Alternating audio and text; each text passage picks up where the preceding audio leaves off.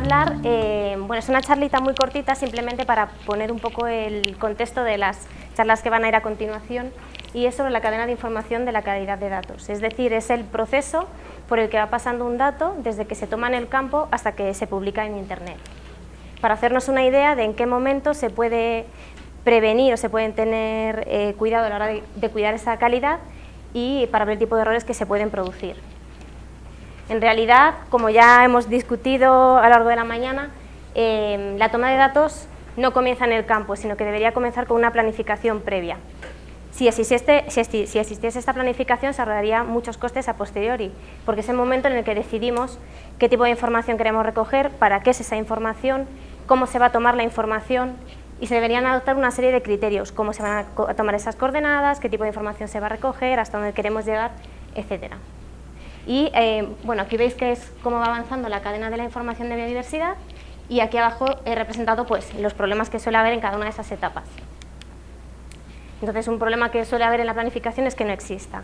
Como comentaba antes la compañera, pues sí que hay instituciones que se toman la molestia de reunirse y de decidir qué información van a coger y de qué modo, pero la realidad es que esto no ocurre muchas veces. El siguiente paso, bueno, veis que he representado recolección de datos en el campo y documentación juntos, porque van de la mano. En la recolección de datos vas al campo, tomas tus datos primarios de biodiversidad y en este momento es cuando debes anotar todo perfectamente en el cuaderno de campo. ¿Qué problemas suele haber en estos pasos? Pues que en el campo no se tomen todos los datos, que estos se tomen de manera incompleta, que se decida dejar para luego cuando llegas al laboratorio, y eso pues lo que ocurre muchas veces es que la información no se toma de la manera que se debiera y se pierde o se cometen errores. El tipo de información que se recoge en este punto es información taxonómica, información espacial, datos asociados a la colecta, que son datos descriptivos, otros datos descriptivos. Y bueno, obviamente es uno de los pasos más importantes, en el que si cometemos un error, pues vamos a tener los efectos en los siguientes pasos. Aquí arriba podéis ver una flecha que representa el coste de corrección de errores. ¿Esto qué quiere decir? Que los errores que se cometan en los primeros pasos de la cadena va a costar más corregirlos al final.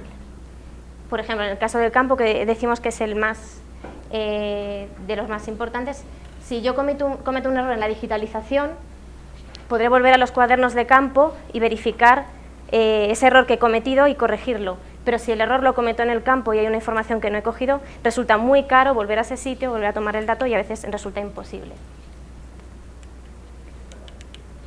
El siguiente paso es la digitalización, en la que personal especializado toma esos documentos, esos cuadernos de campo y lo digitalizan. En este caso, los problemas que pueda haber o la pérdida de calidad de los datos suele darse por poca experiencia del personal o personal que no esté especializado en ese tipo de datos, en esos temas, que hay una mala interpretación, que puede ser pues, por el propio personal o bien porque los documentos no han sido claros. También puede ser por problemas de la propia base de datos, del diseño que tiene, que tú puedes haber documentado muy bien en el campo, pero a lo mejor tienes una base de datos que no te permite recoger toda esa información, y eso también repercute en la calidad. O puede que tenga una base de datos estupenda y que no tenga ninguna copia de seguridad y un día ocurra una catástrofe y haya perdido todos los datos en mi equipo. Una vez digitalizado, lo ideal sería un control de calidad. Ese es el corazón de Chapulín Colorado, que está importante. Y bueno, el control de calidad debería tener una retroalimentación, es decir, yo reviso los datos que han sido digitalizados, si encuentro algún error, voy al personal que ha digitalizado y si el problema no se ha producido aquí, pues ellos pueden recurrir a los documentos que se recogieron en el campo. Entonces, es importante que exista una retroalimentación, un feedback. ¿Problemas que suelen darse? Pues que no exista o que no haya retroalimentación. Y bueno, una vez que esos datos supuestamente han pasado un control de calidad, se publicarían en Internet. En la publicación en Internet también podríamos tener problemas y también podría haber una pérdida de calidad. ¿Por qué? Porque lo normal es que, como ha contado Liliana, es que cada institución, cada colección trabaje con una base de datos y esta base de datos no la compartes tal cual en Internet, sino que la adaptas a un estándar y esta adaptación muchas veces implica una modificación, bueno, una adaptación de los datos, una modificación para adaptarse a ese estándar. Por ejemplo, las coordenadas se pueden expresar de distintas maneras pero GBIF te pide que las expreses como geográficas decimales. Si hay un error en el proceso de exportación y mis coordenadas se exportan mal y, por ejemplo, pierden los decimales, estoy publicando una colección que tiene errores en las coordenadas y eso también pues, es un problema. Y, bueno, perdón, también aquí quería hacer énfasis en el hecho de que también es muy importante que haya una retroalimentación. Es decir, si cuando esos datos llegan al usuario y los consulta y detecta algún error, es importante que se ponga en aviso a la institución que ha publicado esos datos y que informe del error, de manera que el error pueda ser comunicado a los pasos anteriores de la cadena de biodiversidad. También importante respecto a la publicación de los datos en Internet, que tiene que ver con la calidad, es ya no solo lo que se refiere a los propios registros que compartimos, a esos datos primarios, sino a la información que lleva asociada, es decir, los metadatos. Es importante que los datos que contiene una tabla con registros estén bien, pero es muy importante informar de qué es lo que contiene esa base de datos, quién la ha producido, que es lo que llamamos metadatos, datos sobre los datos. Y eso también pues, influye en el uso que se va a dar de los datos. Entonces, en estas charlas que vamos a ver hoy, vamos a ordenarlas un poco pues, basándonos en la cadena de información. Y comenzaré contando la calidad en la toma de datos en el campo, luego os voy a hablar de la calidad en los componentes biológicos, información taxonómica, espacial y luego otros datos asociados a colecta. Y por último hablaré de los problemas y de la calidad de datos en la digitalización y en el almacenamiento de estos datos. Listo. Cómo se hayan tomado los datos en el campo repercute mucho en la calidad que van a tener. Entonces, respecto a la calidad que tienen y el tipo de muestreo, podemos encontrar tres tipos de muestreos. Bueno, muestreos oportunistas, que es cuando estos datos se han tomado de una manera no sistemática. Por ejemplo, me voy a comer a la montaña y justo he encontrado una planta del grupo que estoy estudiando. Y estupendo lo registro, pero ¿qué suele pasar? Que estos datos normalmente o son observacionales y no llevan un testigo de apoyo, o no se toman las coordenadas, o la descripción es poco precisa. Entonces, pues no suelen tienen mucha calidad. Bueno, entendemos que el concepto de calidad de dato es que el dato pueda ser aplicable y ese dato siempre puede ser aplicable para alguien, pero siempre vamos a tender a que el dato pueda ser aplicable por las máximas personas posible. Luego, lo que, bueno, puesto como estudios de campo, digamos, sistemáticos, son aquellos que llevan una planificación, es decir, se ha establecido qué información se va a tomar y se ha planificado cómo se va a tomar el dato. En este caso sí que es muy frecuente que se tome un ejemplar testigo que se almacene en la colección y se toman coordenadas y suele llevar algo más de información asociada. Y por último, lo que hemos llamado observaciones en área de gran escala se refiere a datos que han sido tomados para un área relativamente extensa o datos que no se han tomado con una precisión muy alta. Por ejemplo, si estoy haciendo un estudio en un parque nacional en el que únicamente me interesa saber si está presente una especie o no, a lo mejor simplemente el dato, esta especie está aquí, me vale, pero no me interesa saber las coordenadas. Entonces, en ese tipo de estudios falta algún tipo de información. Ay, perdón.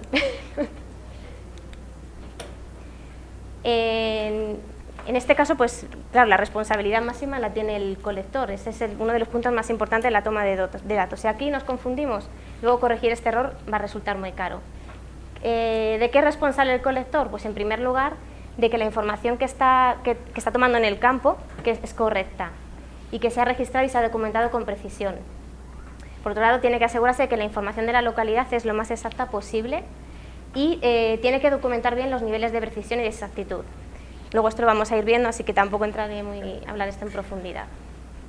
Por ejemplo, la toma de coordenadas tiene que especificar bien pues, qué coordenadas ha tomado, con qué precisión han sido tomadas y no debe dejarlo para hacerlo en el laboratorio si puede ser. También debe documentar la metodología de la colección y tiene que estar todo perfectamente claro y sin ambigüedades, porque luego esta información muchas veces es el propio colector el que se encarga de digitalizarla y por norma entiendes tu propia letra, pero si el cuaderno pasa a otra persona, pues tiene que estar lo más claro posible y que no dé lugar a errores ni a una mala interpretación de los datos. Y en esta diapositiva, bueno, hemos recopilado algunos de los datos que, bueno, ya Lilian ha estado contando antes, que es interesante tomar en el campo. Obviamente, dependiendo del tipo de estudio, interesará tomar unos datos u otros. En primer lugar, la localidad, la procedencia geográfica, especificando la altitud y la profundidad, coordenadas sin incertidumbre y dar el mayor grado de detalle posible. En segundo lugar, la fecha. Importante incluir siempre el día, el mes y el año, porque luego cuando una persona interpreta esos datos y los va a pasar a su base de datos, puede que no sepa, aunque tú tengas muy claro que has muestreado en un año, puede que esa persona, o años después, coja el cuaderno del campo, no sea capaz de interpretarlo. El número de colector, si es un material que lleva asociado al número de colector. Los datos taxonómicos, bueno, en los que la determinación debe ser lo más exacta y precisa posible, pero bueno, en este caso los datos taxonómicos, siempre que lleve un ejemplar asociado, pues digamos que es el menos problema, porque se podría recurrir al testigo. Opcional, el nombre vernáculo, el determinador, el tipo de procesamiento, número de duplicados. No es algo obligatorio, pero sí que es cierto que facilita la tarea de la persona que está fichando el material. Si ya dices el número de duplicados que va a haber, él ya puede decir el número de etiquetas que tienen que salir y un poco ir planificando el fichado.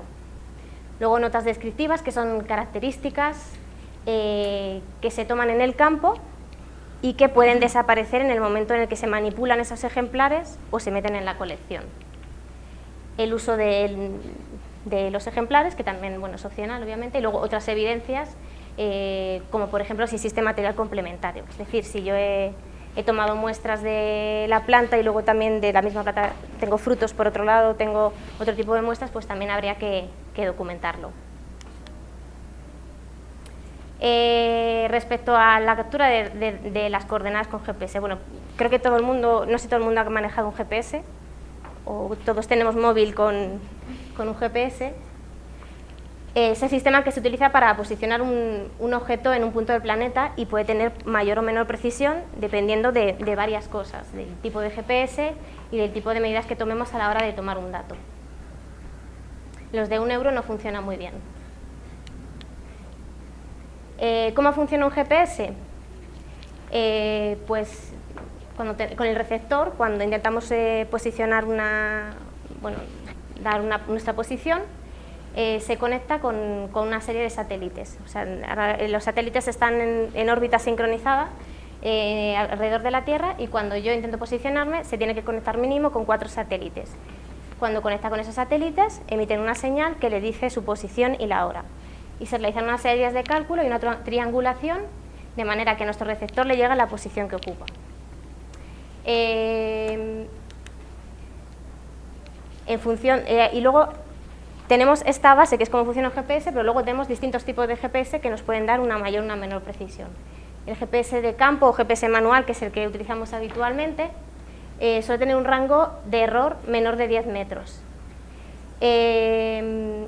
Utilizando este GPS tenemos varios factores que pueden influir en que la toma sea mejor o peor, que vamos a ver más adelante. Pero en caso de que tengamos dudas de que ha tenido una buena toma, o si queremos ser más exactos con la medida, podemos tomar varias medidas en el mismo punto y después hacer la media. Luego también existen GPS diferenciales que proporcionan una exactitud de 1 a 5 metros. Y luego GPS diferenciales en tiempo real que tienen una precisión muy alta y tienen un error de 1 a 2 centímetros. Estos GPS se utilizan en ingeniería, pero normalmente en nuestro contexto no tiene mucho sentido porque no solemos dar tanta precisión o no nos interesa y creo que tampoco podemos pagarlos.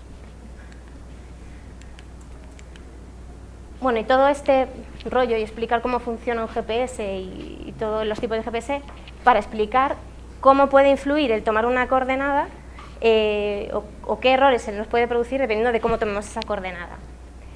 Para empezar, el número de satélites. Cuando nos conectamos con el GPS es importante que, o sea, mínimo necesita 4 satélites para calcular una posición, pero se recomienda que existan al menos 7 satélites. Y por debajo de 7 la recepción puede ser mala y la medida que nos devuelve puede ser incorrecta. En este caso, pues como he comentado antes, se podrían tomar varias medidas y hacer una media al final para asegurarnos de la posición. También es recomendable que el GPS se encuentre en una zona despejada de obstáculos, porque esto también puede influir en cómo nos llega la señal. Y muy importante, hay que configurar el datum ¿Por qué? Porque el datum puede hacer que el dato que estemos tomando sea correcto o no. Y voy a dedicar una diapositiva a explicar qué es esto del datum y cómo influye. Nosotros tenemos que configurar nuestro GPS para acercarnos al datum que nos corresponda. El datum realmente es un conjunto de puntos de referencia que están en la superficie de la Tierra y se utilizan como unas medidas de posición para calcular las coordenadas. Lo explico un poquito.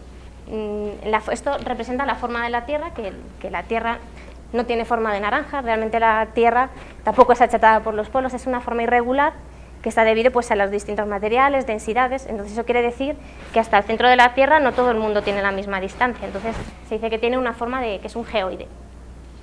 ¿Qué pasa? Que para intentar representar geométricamente la forma de la Tierra no hay una forma que sea exacta y que se ajuste a este geoide, entonces cada región o cada país o cada región establece su propia forma, que es un elipsoide.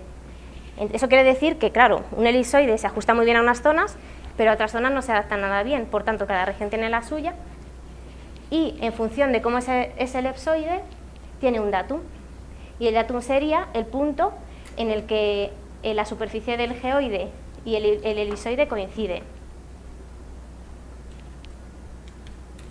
Por eso tenemos distintos datum en la Tierra y tenemos que elegir el que más se ajuste a nuestro caso. El error que pueda llevar asociado el haber escogido un datum incorrecto puede ir de unos pocos metros o hasta 500 y en zonas muy concretas a 3.500 metros, o sea que esto influye bastante en la medida que estamos tomando. Y esto es todo.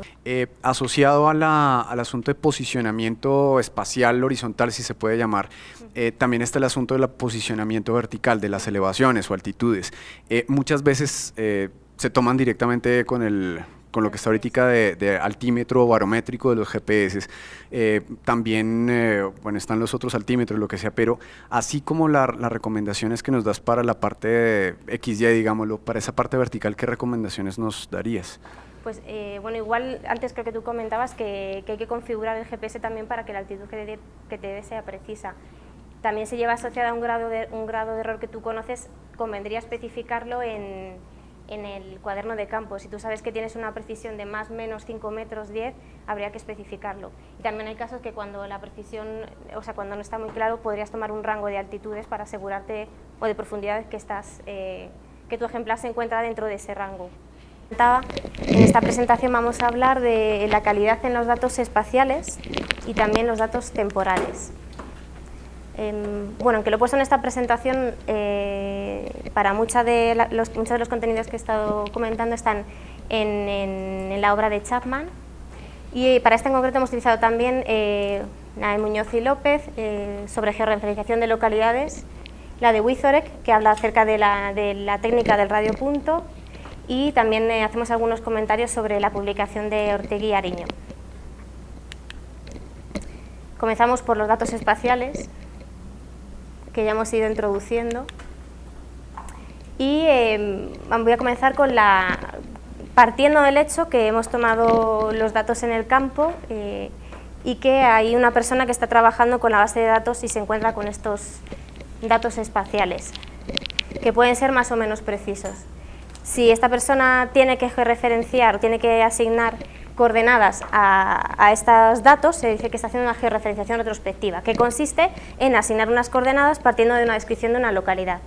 Obviamente, cuanto más detallada sea esa descripción, pues mi coordenada va a ser más exacta y se va a parecer más a la realidad. Esto es como cuando no existía WhatsApp y no podías mandar tu posición y tenías que quedar con un amigo.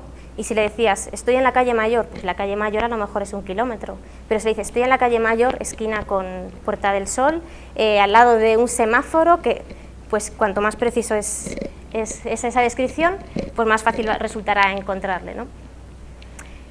Y en la teoría esto es muy bonito, pero ¿cuál es la realidad? Que estas descripciones no siempre son tan precisas y además nos encontramos en muchos casos con colecciones históricas en las que no existía ninguna referencia, ninguna toma de coordenadas, y además son descripciones que corresponden a localidades o a topónimos que actualmente no se utilizan, entonces está una dificultad añadida. también puede pasar que además la extensión de la localidad a la que haga referencia ha cambiado. Entonces esto es un problema añadido que hay que tener en cuenta a la hora de hacer una georreferenciación retrospectiva. En esta etiqueta vemos un ejemplo de una descripción de una localidad, que claro, una descripción de una localidad puede complicarse hasta el aburrimiento. Este es un ejemplo de una localidad que está más o menos completa, aunque sí podrías añadir otras cosas, ¿no?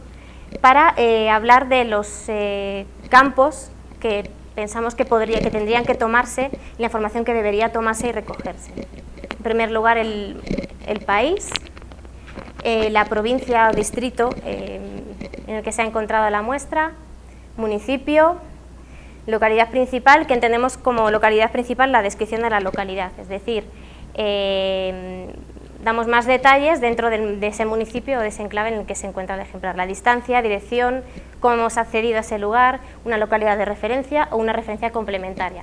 Es decir, si yo digo en el monte que sea, pues si una persona tiene que volver a coger la información en ese monte, aunque tenga un punto con coordenadas, el acceso no lo haces por el espacio, tienes que moverte por el campo y tienes que entrar por caminos. Entonces, cuanto más precisa sea la definición de la localidad, más fácil será encontrar esa muestra después. Las referencias complementarias pues también aportan información interesante. Muy importante la altitud, ya sea un punto, una altitud en la que nos encontramos, especificando el rango, o sea, especificando el grado de error que pueda llevar asociado, o bien un rango de altitudes. Si por ejemplo se han realizado transectos, se puede tomar una altitud al principio, otra al final del transecto, a lo mejor no se han tomado en todos los puntos y también es interesante tomarlo. Lo mismo se aplica para la profundidad, si se tomasen datos en profundidad también habría que tomar esta información, las coordenadas, el datum y habría que especificar también la incertidumbre. La incertidumbre es el grado de error o el radiopunto, que no sé si estáis familiarizados con este término. ¿Alguien ha trabajado con radiopunto? Bien. Pues el radiopunto, o sea, cuando vamos al campo nosotros mismos podemos informar sobre la precisión que tiene nuestra coordenada. Podemos decir, es que yo sé que mi GPS tiene un error de 10 metros y ya lo puedes documentar en el campo. Pero si tú tienes una coordenada en una base de datos, o tienes una localidad, perdón, en la base de datos y quieres hacer una georreferenciación, dependiendo de cómo sea esa descripción, tendrás una mayor o menor calidad y ese grado de error que hay asociado a la descripción habría que especificarlo como una incertidumbre o radiopunto, que ahora os voy a explicar un poco en qué consiste.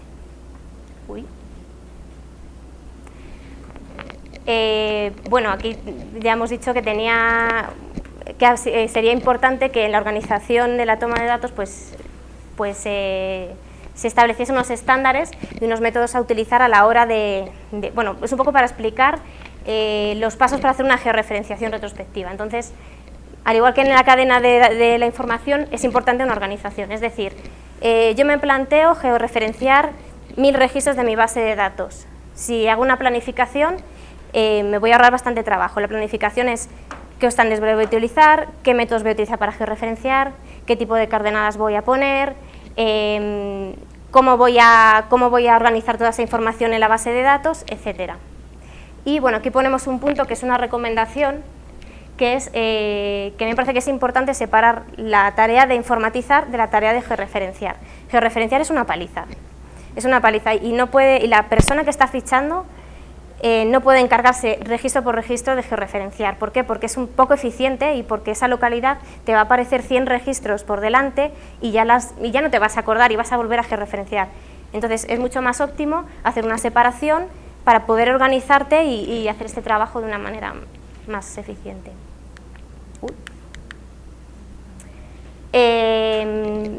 Una vez que tengo esos datos, lo ideal sería que hiciese una clasificación de estas localidades para hacer una georreferenciación. Entonces, se recomienda siempre ordenar la base de datos. Lo normal sería antes estandarizar esas localidades. Como pueden ser registros que hayan sido tomados por distintos equipos de trabajo y que vengan de distintas bases de datos, esas localidades van a estar cada una, como decimos nosotros, de su padre y de su madre. Entonces, lo ideal sería normalizar las localidades para que el trabajo de georreferenciación sea más sencillo, de manera que si yo cojo mi tabla y ordeno alfabéticamente.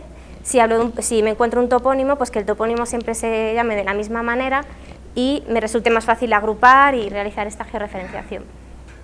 Yo entiendo que a veces esto es imposible, o sea, a veces es muy complicado y también depende del número de registros de los que estemos hablando. Y aparte de eso, que en el campo localidad se mete de todo y es muy difícil estandarizarlo y tenerlo ordenado.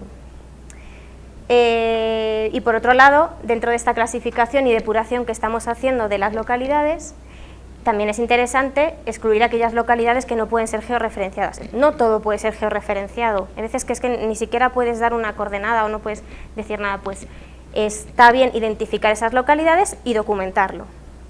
Es decir, voy a documentar que esa localidad no puede ser georreferenciada por la razón que sea, para que cuando mañana abra mi base de datos y me encuentre con esa localidad, no vuelva a hacer el intento de georreferenciarlo. En el tercer punto ya hemos puesto asignación de coordenadas e incertidumbre. Hasta ahora solamente nos hemos dedicado a ordenar y a limpiar. Y ya en este punto nos encargamos de asignar esas coordenadas. Para eso pues podemos utilizar distintos sistemas que en teoría en el paso de organización pues ya hemos delimitado. Y puede ser pues cartografía impresa, mapas, Google Earth, sistemas de información geográfica, etcétera. Y a veces todos.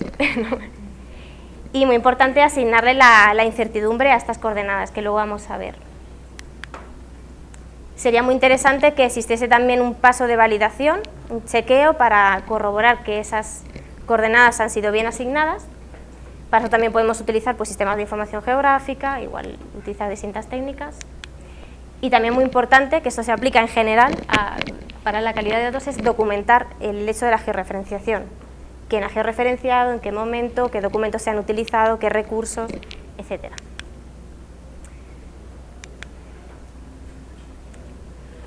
Volviendo un poco, echando un poquito para atrás en el momento de la depuración de las localidades y sobre esas localidades que comentaba que no podrían georreferenciarse, tenemos aquí algunos casos, por ejemplo, localidades dudosas. Si tú te encuentras en tu base de datos un ejemplar en el que la única información de localidad que tiene es esta, Formentera, en interrogación, es como, es que si no saben ni que está en Formentera, que es una isla, pues a lo mejor es que no la podemos georreferenciar, es que ni siquiera no puedo poner ninguna coordenada. Esta es dudosa. Luego hay algunas que no se pueden localizar porque son descripciones muy genéricas y no tienen ningún punto de referencia. Si hay una descripción que es en el valle junto al río, sin país, sin provincia, o aunque tenga país y provincia, muchas veces es como, ¿en qué valle, en qué río? O sea, no se puede localizar y habría que documentarlo para no volver a caer en ella. También localidades que son demostrablemente inexactas, es decir, que son incongruentes, que tienen información que se contradice. Bueno, en este caso pone Segovia, Río Tajo. En Segovia no pasa el río Tajo, entonces también si conoces las localidades sabes que eso no se puede calcular porque es que hay alguna de las dos cosas que no encajan. Y también otro problema es cuando existen solamente coordenadas. En principio podríamos pensar, pues si tienes una coordenada y además con un montón de decimales, esto es bastante preciso y puede ser bastante exacto. Pero claro, tampoco tengo ninguna referencia. No sé si he tomado bien esa coordenada. Si tuviese una referencia de un municipio, de un país, pues podría decir, bueno, serían menos que cae dentro de este país, pero una localidad que únicamente tiene coordenadas tampoco se puede georreferenciar. Y sobre los métodos sobre la asignación de coordenadas y las incertidumbres, hay distintos métodos para georreferenciar. Igual, cuando nos encontramos con esas localidades, para asignar una coordenada, pues podemos utilizar distintas técnicas. Primero, la del punto XY, que realmente es lo que solemos hacer todos, muchos cuando vamos al campo, que es, vas a una localidad, tomas una coordenada, que es una coordenada XY, aunque la realidad sea que tu área de estudio o el momento en el que estás tomando esos datos no se refieran solo a este punto, sino que se refieran a un área, a un polígono con una forma variable. Pero cuando vas al campo normalmente no tomas una coordenada cada vez que te agachas a coger una planta. ¿Qué pasa? Que es un elemento adimensional, entonces tú tienes esta coordenada, aunque tu planta puede estar aquí, aquí, aquí o aquí. Bueno, tu planta o animal, que yo siempre hablo de plantas, perdón. La segunda técnica es la del polígono. En este caso, pues sí, efectivamente yo podría decir, mi mis ejemplares han sido recolectados dentro de esta superficie, pero claro, georreferenciar un polígono es muy complicado, o sea que realmente es muy difícil de manejar y la realidad es que no es fácil hacerlo.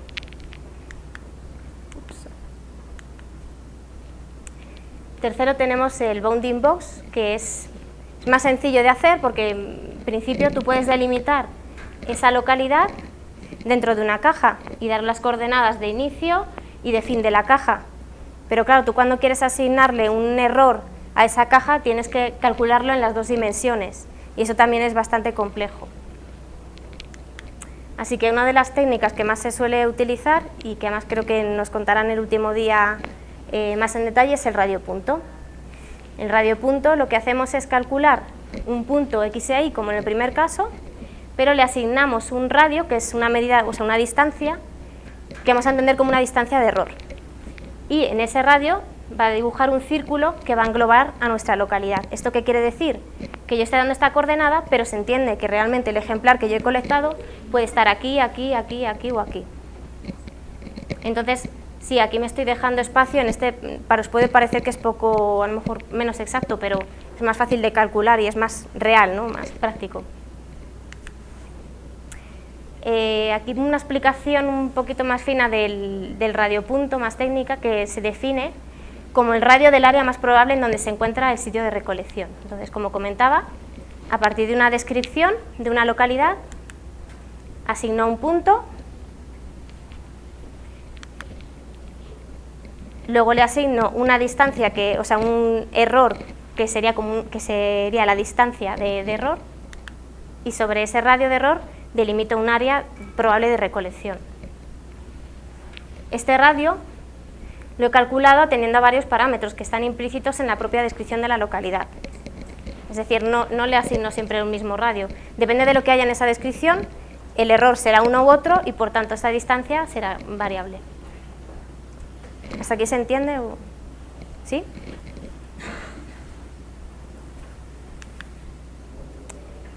¿Cómo calculamos esta incertidumbre? Pues ya digo que tampoco me voy a extender mucho en esta parte porque yo creo que os lo van a contar más en detalle y voy a entrar simplemente a contar aspectos teóricos.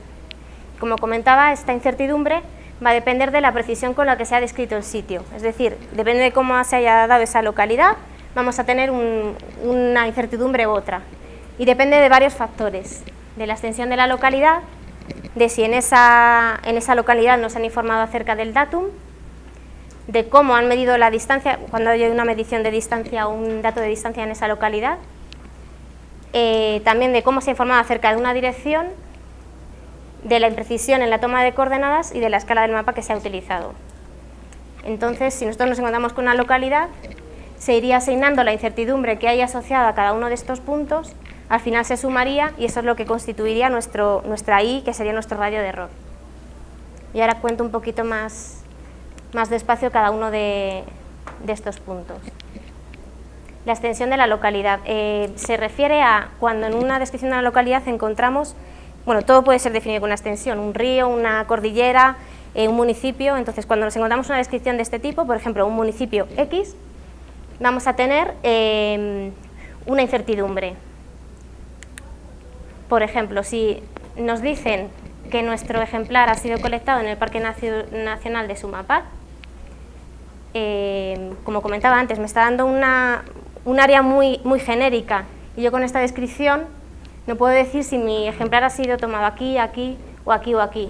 Entonces lleva un grado de error asociado y en este caso tomaríamos la distancia máxima, o sea, los puntos más alejados de esa localidad,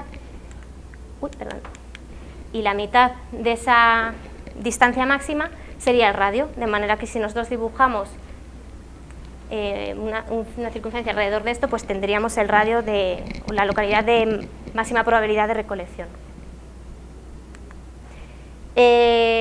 Como comentaba antes, problemas que solemos tener, pues que a veces las extensiones cambian. Una localidad, una población puede tener una extensión hace 200 años y ahora puede haber variado. Entonces, claro, si en este caso contamos con la fecha en la que se tomó el registro, podemos tirar de gaceteros, podemos tirar de mapas y lo ideal sería calcular la extensión de esa localidad en ese momento y de ahí calcular el radio. Es bastante laborioso. La incertidumbre debida al datum, también lo hemos comentado. Si no he tomado el datum, no sé qué sistema de referencia estaba utilizando, entonces puedo entender que mis coordenadas llevan un error asociado por esta falta del dato. Entonces, podría variar de 0 a 500, en algunas zonas, como yo decía, entre 3500. Entonces, si se conoce el datum, vamos a poner que la incertidumbre es 0, porque ahí no hay ningún problema. Pero si no, pondríamos la máxima.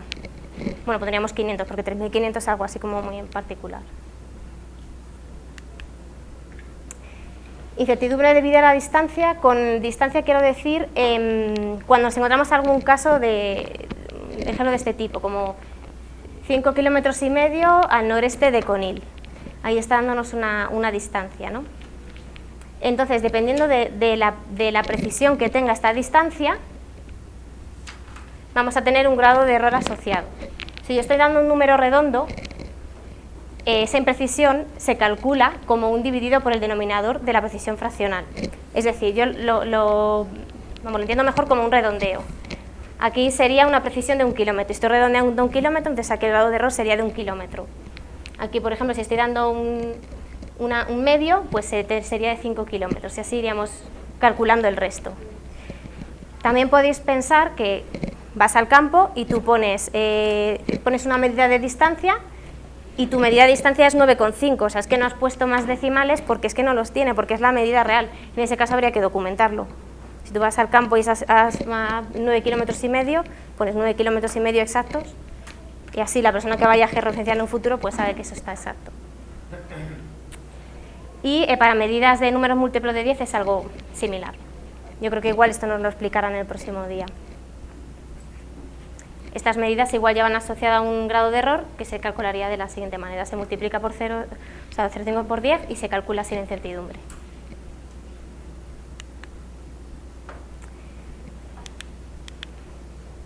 Debido a la dirección, es del tipo de información cuando decimos se encuentra al norte de, al noreste de, pues igual, si yo digo norte, estoy asumiendo un error de unos 45 grados, es decir, no estoy dando una medida muy precisa.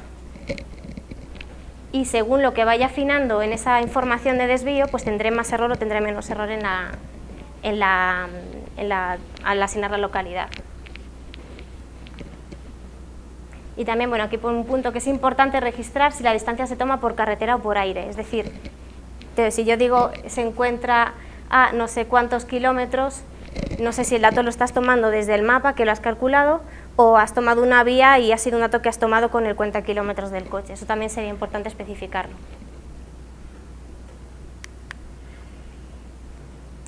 También la imprecisión o la precisión de las coordenadas va a determinar el grado de error, o sea, la incertidumbre que va a llevar esa localidad.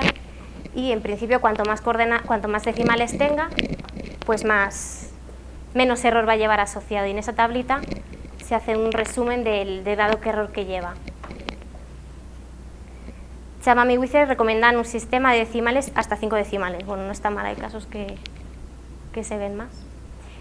Y si utilizamos una coordenada de tipo cuadrícula, también de tipo TM debemos registrar la zona.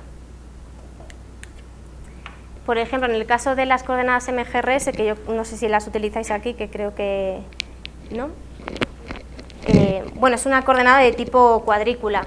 Entonces, bueno, semejante al polígono en el sentido de que yo estoy diciendo que mi cuadrícula es esta y con esto asumo que la muestra que yo he tomado está en cualquiera de estos puntos.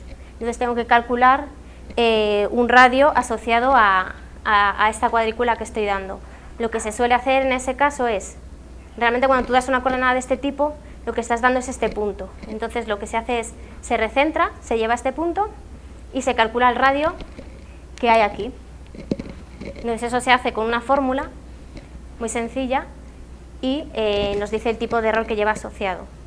Normalmente las coordenadas de tipo UTM, simplemente viendo el número o sea, los dígitos que tiene aquí, ya sabemos el tipo de distancia que tiene, el tipo de incertidumbre que tiene asociado, porque eso quiere decir que la cuadrícula es más grande o que es más pequeña, entonces el radio va a ser más grande o va a ser más pequeño.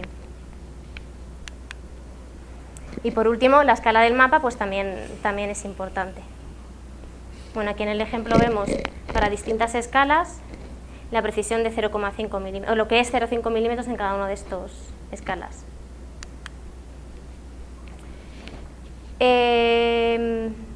Una vez que ya tenemos esas coordenadas o sea, esas localidades georreferenciadas, lo ideal sería que hubiese un chequeo, y el chequeo pues no debe, bueno, puede ser un compañero tuyo que venga detrás y que haga otra vez la georreferenciación, que mejor no, o chequear esas localidades utilizando la propia base de datos. Es muy frecuente, que decíamos antes, que una localidad te la encuentres 20 veces en tu base de datos, y es posible que ya alguien haya georreferenciado antes. Entonces puedes chequear si efectivamente esos datos que tú has asignado se corresponden con la que ya existía o no. También se pueden utilizar referencias externas, utilizar sistemas de información geográfica o ver si estos puntos caen fuera del espacio geográfico. O sea, hay validaciones que se pueden hacer, o sea, del tipo, he dado un punto y he dicho que está en una provincia, y puedo hacer una validación para constatar que de verdad ese punto que yo he dado está dentro de la provincia que estoy especificando. Y también otro chequeo es verificar si esos puntos están fuera del límite del espacio medioambiental. Es decir, yo estoy dando un punto de una especie con una descripción de un hábitat, y yo veo que meto este punto en un sistema de información geográfica y veo que cae en un sitio que no tiene nada que ver la ecología, y pues puede que lo haya calculado mal. Si estoy con una especie de pantano, si me cae en un desierto, pues algo he hecho mal.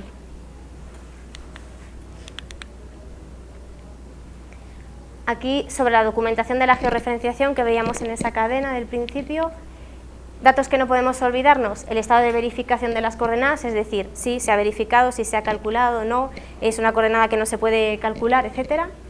Las fuentes de referencia que se han utilizado, qué sistemas hemos utilizado para verificar, para calcular la coordenada, la persona que lo hace, la fecha en la que ha sido georreferenciada, y también las notas. Muy importante ya, bueno, y aplicable no solamente a la georreferenciación, sino en general a la información que se interpreta en cualquier aspecto o en cualquier parte de la base de datos, es que nunca debe perderse la información original. Es decir, yo tenía una coordenada original y a lo mejor me he molestado en calcular una coordenada mucho más exacta, pero jamás debería perder la información original. Esto es aplicable, pues ya digo, a las localidades, a las coordenadas y a las identificaciones, y a prácticamente todo en la base de datos.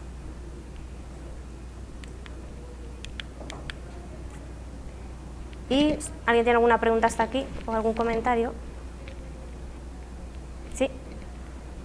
¿Cómo manejas, por ejemplo, ese tipo de datos? ¿Cómo lo manejas?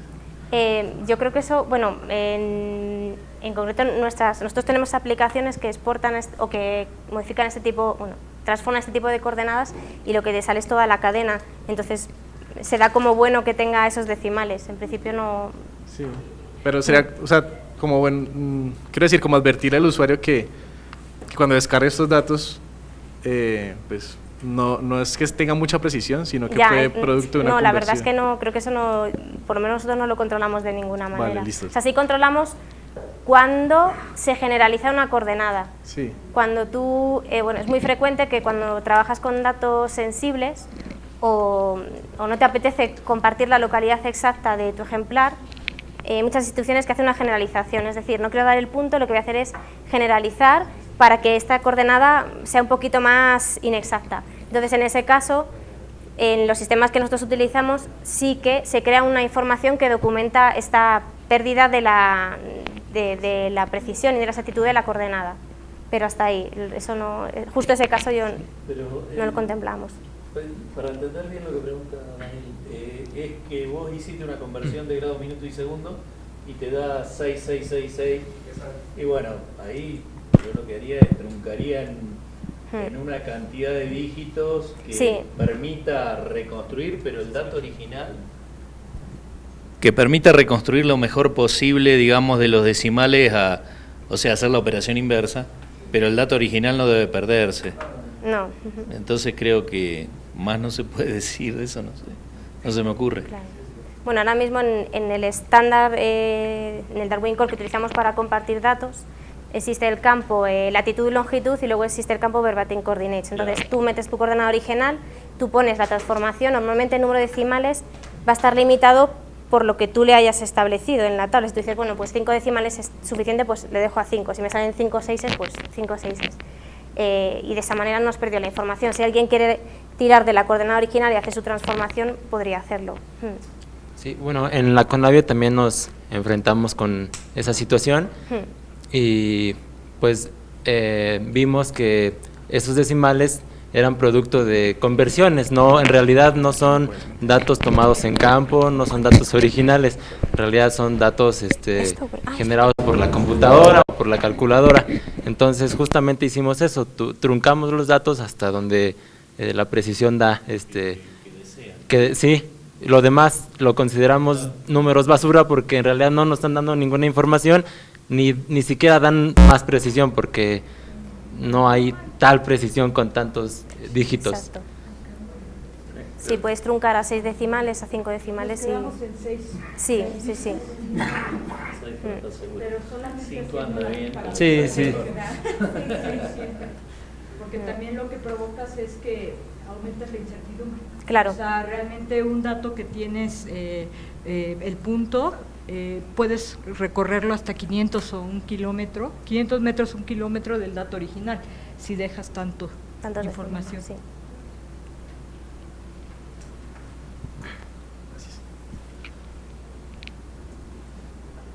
¿Listo? Listo. Sí, bueno, yo no sé con qué problemas os encontráis vosotros frecuentemente con el tema de coordenadas. ¿Ninguno? Qué suerte. Bueno, a nosotros, bueno, ya os digo, nosotros sí que hemos desarrollado unas aplicaciones que se utilizan para gestionar colecciones zoológicas y botánicas, y en la propia aplicación te exporta los datos al estándar que estamos utilizando. Entonces, claro, en esta exportación, primero depende de las coordenadas que tú hayas, de cómo tú hayas metido esas coordenadas, y luego de algunos parámetros de configuración del equipo que determinan que la exportación esté bien o mal. Dime, ¿querías decir? No termina. Entonces, nosotros nos encontramos con muchos casos cuando de casualidad nos comparten la coordenada original, que hemos perdido un montón de información de coordenadas por un tema de formato. Es decir, la coordenada puede estar perfecta, pero no has establecido un protocolo a la hora de meter esa coordenada, y la máquina que transforma esa coordenada en una coordenada decimal, o sea, no es una persona humana que sabe interpretar que tú estás metiendo 5 espacios de más. Entonces, si tú estás metiendo una coordenada de tipo UTM y has metido en un formato incorrecto, pues no es capaz de traducir esa información a latitud y longitud. Entonces, yo estoy viendo montones de casos que se pierde información simplemente por un problema de formato, o de haber metido en el campo de coordenadas información que no tienen que meter. Imagínate que ponen el datum. Cuando llega la función que transforma la coordenada a esa celda, no es capaz de interpretar la información y se perdió una información que era válida. También muchas veces nos llegan coordenadas sin decimales, igual por un proceso de conversión erróneo. Igual la coordenada está súper bien, pero se transforman, olvidaron de configurar el separador decimal y nos sale todas las coordenadas sin un decimal. Entonces, nosotros en estos casos, lo que hacemos antes de publicar es siempre pasarle un test, y el test nos avisa si tenemos coordenadas sin decimales. Entonces, cuando una coordenada aparece sin decimales, pues puede ser debido o a un problema durante la exportación, o a que la coordenada sea así, porque no siempre significa que sea un error. Pero eso se lo documenta, se le dice al usuario, le dice, mira, tienes este registro y pasa esto, mételo en un mapa, mira a ver si tú consideras que está bien, pero en el chequeo te avisan de que eso está pasando, o te avisan de si esa coordenada está cayendo en una delimitación geográfica que no corresponde. Por ejemplo, mi punto cae, lo meto en un mapa y me cae en Marruecos, pero yo le he puesto que está en Bolivia, entonces el programa me avisa de que eso está mal. Se lo reportamos al usuario y ahí el usuario hace lo que quiere con esa información. O sea, nosotros no eliminamos esa información nunca. Lo ideal es que lo corrija en su base de datos original, para que las sucesivas veces que vaya exportando no se vaya propagando el error, y bueno, en primer lugar porque lo que le interesa a él es tener una información buena, ¿no? Ya si lo hacen o no, ya ahí no tenemos mucho control. ¿Sí? Yo tenía un comentario más a lo que tú mencionabas de conservar las coordenadas originales. Sí. En procesos de georreferenciación. Aquí en Colombia tenemos muchos casos de colecciones que han tenido eventos pasados de georreferenciación que no han sido documentados, y en muchas han cometido el error de reemplazar la coordenada original con la que hicieron la georreferenciación o el resultado de la georreferenciación. Entonces se ha perdido información valiosísima, porque en muchos casos el proceso de georreferenciación que se llevó a cabo no fue hecho de la mejor manera. O de pronto el método que se usó en ese momento no era el ideal comparado con los diferentes métodos que tenemos actualmente. Entonces sí es válido y es muy importante siempre mantener la información original. Sí. Sí, o igual haces tu base de datos, quieres que te aparezcan en coordenadas decimales y transformas todas las coordenadas pero no mantienes la original. Si tú te has confundido al transformar y has machacado la información original, ya date por... Hay otro caso también muy común, y es cuando se comienzan a compartir archivos de los conjuntos de datos entre diferentes entidades, abren el archivo, por ejemplo en Excel, para hacer ciertas modificaciones, volverlo a guardar y enviarlo de vuelta. Generalmente los programas están configurados para que las cifras decimales en ciertas celdas sean, por ejemplo, 4. El archivo original tenía 2 y el programa automáticamente le metió 2 más, lo guardó, no se dio cuenta, lo envió de vuelta, y ahora resulta que por simplemente modificar un dato que no tenía nada que ver con la georreferenciación tiene más precisión, entre comillas. Sí, eso sí es verdad. A nosotros también se nos ha dado algún caso. Bueno, se dan más casos a lo mejor al consultar los datos o incluso bajarte los datos de internet, que lo metes en Excel y te ocurre esto. Ahí el problema no es que alguien haya compartido mal los datos, sino que tú lo vas a interpretar mal por un proceso de importación, vamos, de meterlo en un archivo. ¿Alguna duda más sobre esta parte o continúo con los datos temporales? Con datos temporales nos referimos a los datos de fechas. Puede ser fechas de captura, bueno, que es evidente que hay que tomarlo, de la recolección o de la observación, que es importante tomarlo, la hora del día, que es interesante en estudios de fauna, yo creo que en botánica nadie toma este dato, y también nos referimos a la fecha de identificación o revisión de los ejemplares. Esos datos temporales nos pueden ayudar también en el proceso de georreferenciación, volviendo un poco a la parte de atrás, porque podemos ordenar nuestra base de datos por fecha de recolección y por colector, y podemos ver si tiene sentido que ese colector tomase datos, están muy espaciados en el tiempo, si tiene sentido o no, entonces puede ser útil también. Y también con las localidades históricas, esta fecha nos permite investigar acerca de cuál era si el dato se toma en una fecha, podemos recurrir a documentación para ver cómo era la localidad en ese momento, en caso de que nos encontremos con el caso de tener que calcular, por ejemplo, la incertidumbre para una localidad.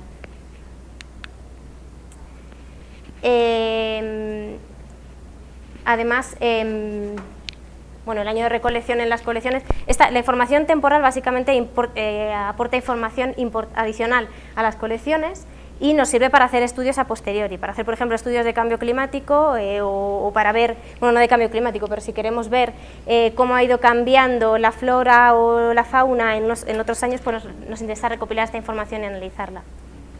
Y también nos han servido para realizar itinerarios de colectores.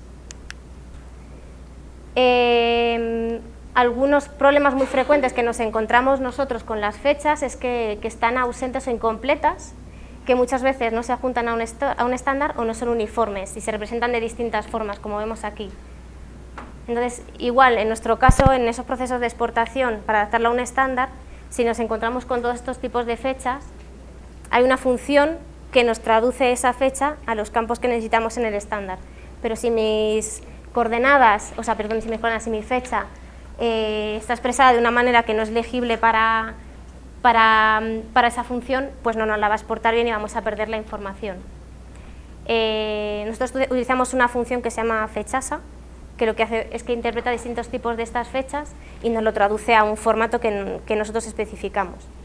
Pero si nosotros hemos puesto en nuestro campo de fecha EN para indicar enero, por ejemplo, pues a lo mejor, como pasaba con las coordenadas, esa función no va a ser capaz de interpretar la fecha y nos lo va a traducir mal. Entonces, lo ideal es que la fecha en el campo se tome completa, como decíamos al principio, y que en la base de datos se escriba completa también y que se ajuste también a un estándar. Bueno, que se ajuste a un estándar o que por lo menos que nuestra base de datos sea uniforme. Y sobre las fechas en GBIF tenemos este documento de Otegui de Ariño que hace un análisis pues, de qué pasa de cómo de bien están las fechas en el portal internacional y se ven cosas muy raras como que son artificios, pues por ejemplo debido al formato de las fechas con el que se han publicado.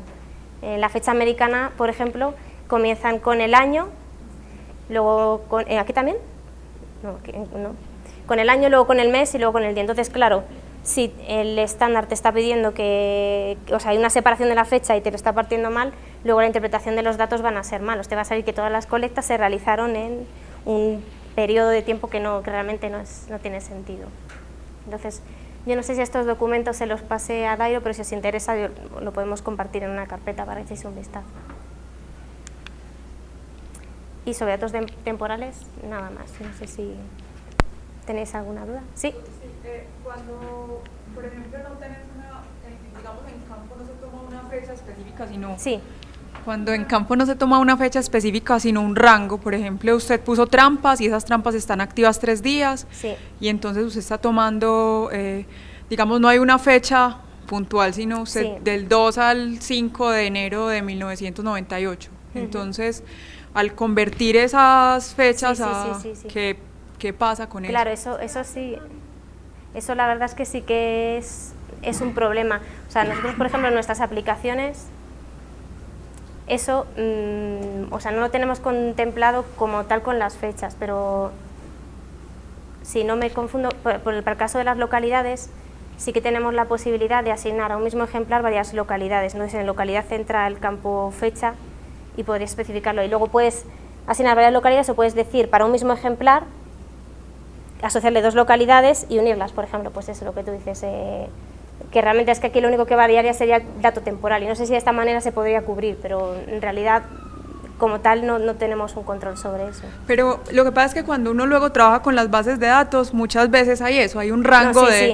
La recomendación sería, por ejemplo, asignar, si estamos entre el 2 y el 10 de enero, qué sé yo, decir el 5, pues asignar una única fecha o a la hora de transcribir los datos, digamos, de las libretas de campo a las bases de datos o mantener ese rango. Hombre, lo ideal es que se mantuviese el rango. Otra cosa es que la base de datos te permita almacenarlo como tal, pero lo ideal sería mantener el rango. Se ha dicho, yo creo que ves la especie que estás mencionando, Sí, así tú en el estás estándar mostrando está. entre el 2 y el 10, lo cogiste el 5 o el 6 o el 7. No, pero hay eventos que están asociados a dejar unas trampas, un número, tiempo. Y usted no recoge cada día, sino que usted Cada después 24 de 10 días recoge la trampa, por ejemplo. Con los Usted no escarabajos o sabe algo así. en ese rango qué día cayó ese ejemplar, por ejemplo. yo juraría que en el estándar sí se contemplan que metas un rango temporal, Sí, o sea, la limitación está, por un lado, en tu base de datos. Si tu base de datos admite esa información, pero obviamente es muy importante tomarla, claro, porque... Ahí ya dentro ahora es un poco la aplicación que yo les decía, o sea, finalmente tu base de datos la vas a estructurar con fecha inicial y fecha final. Incluso puedes hasta, por ciertos organismos, es muy importante la hora y también hay intervalos, entonces puedes trabajar hora de inicio y hora de término. Ya lo que dice Katy es en el momento en que tú compartes los datos, tendrías que ver si ese estándar te marca que tú puedas compartir tanto la fecha inicial como final, si no tomarías una decisión, si solamente presentas la fecha inicial. En cualquier caso... Pero en tu base de datos sí. es muy importante que tú la estructures con esos dos. Sí, de acuerdo campos. a tus necesidades. Sí, o sea, nunca deberías perder esa información. Y si, por ejemplo, el problema está en compartir, la idea sería que tú siempre establecieses un criterio, siempre voy a tomar la fecha de inicio y esto lo voy a documentar a la hora de compartir datos. Lo especificas. En los datos temporales, cuando se ha tratado un rango, siempre se ha especificado tal. Entonces tú lo documentas de manera que la persona que vaya a consultar esos datos ya sabe tu criterio y sabe que había un rango temporal. Gracias. Katia, muchas gracias por tu presentación nuevamente. Tal vez solo quería compartir algo que nosotros encontramos en nuestra institución con la parte de base de datos. Uno de los problemas más graves que hemos tenido es precisamente con la manera de registrar estas fechas en el caso básico de Excel. Digamos, Excel, dependiendo cada vez que se hace un cambio de estos, de un computador al otro, por ejemplo, una de las cosas que tuvimos que estandarizar fue que todos los computadores en donde se abrieran las bases de datos o las matrices de datos, en este caso Excel, estuvieran configuradas con decimales en punto, y los separadores de cifras de miles y todo este asunto, que todos estuvieran iguales. Por el otro lado, cuando aparecieron las fechas, que algunos registraron ABR, 04, lo que sea, fue un problema terrible porque nosotros realmente empezamos a estandarizar matrices de datos como 3 años después de tener un montón de proyectos. Cuando lo juntamos, pasa que en el caso específico de formato de fecha, si Excel lo tomaba como una fecha, así no fuera una fecha, es la hora en que no sabemos cómo hace la transformación. Ya. Toma algunos campos y digamos de un 2011, abril 8, lo empieza a transformar en un, por ejemplo, 4, 10, 38, unas cosas que no sabemos en la hora en qué criterio utiliza Excel para hacer esas transformaciones. Realmente nosotros lo que terminamos fue utilizando un formato de fecha que no le diera pie a Excel para equivocarse. Utilizamos un formato de fecha de 8 cifras, en donde empezamos con las 4 primeras cifras son año, las 2 segundas son mes y las 2 segundas días. Entonces Excel automáticamente lo toma como una cifra entera de 8 dígitos, no más, no hace absolutamente nada más, no las transforma, no las cambia, no las sube, no las baja. También hicimos algo parecido con el asunto de las coordenadas. Prácticamente tuvimos que pedirle a la gente que por favor no piense. Le damos 3 columnas, en la primera meta grados, en la segunda meta minutos, en la tercera meta segundos, y nosotros nos encargamos de hacer todas las transformaciones habidas y por haber. ¿Por qué optamos por tomar grados, minutos y segundos? Era porque en algún momento determinado, ese caso de que nos aparecían en una transformación para grados decimales, nos aparecen 15 decimales, en las otras tiene 2 porque es que la coordenada no te da sino para solo 2 cifras decimales, y así sucesivamente. Encontramos que en algunos programas cuando los pasábamos, por ejemplo, ArcView, toda la suite pues esta de Esri, ellos automáticamente toman la coordenada y utilizan 6 cifras decimales y no más. Otras creo que Google Earth hace algo por el estilo, y dependiendo la casa cada una hacía lo que se le daba la gana con las decimales. Encontramos que cuando nosotros registrábamos nuestros segundos, dependiendo de los GPS nos daban 1, 2 o 3 cifras decimales. Terminamos pidiéndole a todo el mundo que por favor anotara los segundos con 3 cifras decimales sin importar lo que fuera. Y encontrábamos que nosotros éramos capaces de, con grados, minutos y segundos, llegar siempre a la misma transformación de grados decimales. Pero digamos, nosotros decíamos que si teníamos una coordenada en grados decimales y anotábamos un error, primero los programas, depende del corte que hicieran, o cortaban por la sexta columna de decimales o el sexto decimal lo estimaban. Nosotros no estábamos en control de eso. Primero genera un error adicional a lo que nosotros estábamos diciendo que era el supuesto error, 10 metros, 4 metros, 15 metros. Entonces, como no podíamos controlar eso, era preferible quedarnos con el error en metros que nosotros le estábamos dando y con los segundos en grados, minutos y segundos, de tal manera en que siempre llegábamos a la misma transformación de decimales, de grados decimales, y no al revés, que después de que nos cambiaran los programas, hicieran lo que quisieran con la sexta cifra decimal, poder volver al grados, minutos y segundos, siempre había un tipo de diferencia, digamos, en la lectura. Entonces optamos pues por casarnos con cosas como esas, y por ejemplo con el formato de fecha de 8 cifras, pues ya hacíamos lo que quisiéramos, dependiendo por ejemplo si exportábamos a Darwin Core o a lo que fuera, pues simple, le pedíamos que cortara por la cantidad de columnas y podíamos separar las fechas y ahí sí ya hacíamos lo que quisieras. ¿Quieres abril? ¿Quieres ABR? Dime lo que quieras y las podemos transformar. Obviamente en lo que hablabas que las instituciones parten de su propia matriz interna de datos y de ahí pueden pasar al estándar que quisieran. Fue como la manera en que optamos por cortar por lo sano para evitarnos esos problemas. Tal vez en algún momento le pueda servir a algunas otras instituciones. También pues con ese mismo problema, porque digamos usted tiene 2/4/1982, eso puede ser el 4 de febrero o el 2 de abril. Nosotros el año pasado, en un ejercicio que hicimos en Medellín de política, teníamos que recopilar información desde 1900, entonces lo que hicimos fue como separar una columna para año, una columna para mes y una columna para día, para evitar que no sé quién tomó, primero es el mes, después es el día, o primero es el día, después es el mes, eso también puede, digamos, ayudar a evitar. ¿Por ahí una pregunta?